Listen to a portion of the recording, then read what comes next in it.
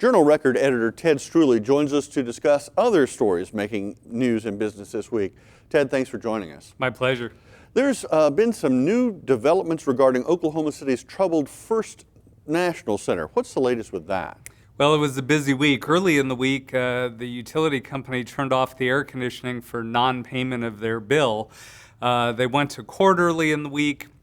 It turned out that the sales contract on the building is no longer in effect.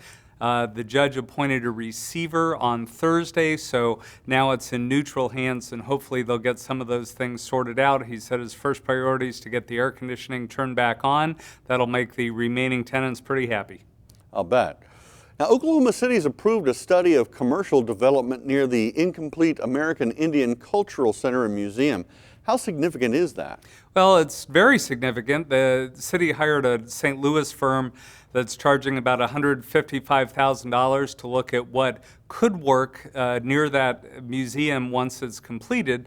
They'll look at retail, best use of the land, what the revenue flow might be for the city. That's going to be critical in the city's decision to take the state's offer to take the museum off the state's hands. They'll be getting the study in early December. They have to make a decision by the first of the year. Well, serious news in Chickasha. The hospital there could soon be losing Medicare funding. What's the issue there? Yeah, Grady Memorial Hospital is having a lot of problems. The operating room has been shut down for a couple of weeks. They've identified a lot of equipment that needs to be updated if they want to keep their Medicare funding. Trustees have until September 11th to provide the state health department a list and also a plan for some funding. Now, a building that was home to many family celebrations in Oklahoma City is going to be closing soon. What's the story?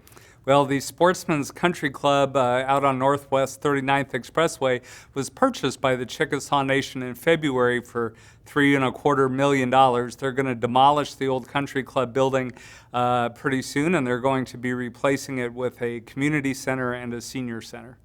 The Seminole Nation has a new business venture in the works. What's up with that? Well, they're going to open a winery. This is their first venture outside of gaming. They'll be importing some grapes and some juice to make wine. They'll have a tasting room open at the Grissom Mansion in Seminole in January. Eventually, all that wine will be made from a tribal co-op that will produce the grapes. Huh. So what are you working on for next week? You know, in Tuesday's paper, we're going to take a look at the businesses in Oklahoma for which the Attorney General receives the most complaints.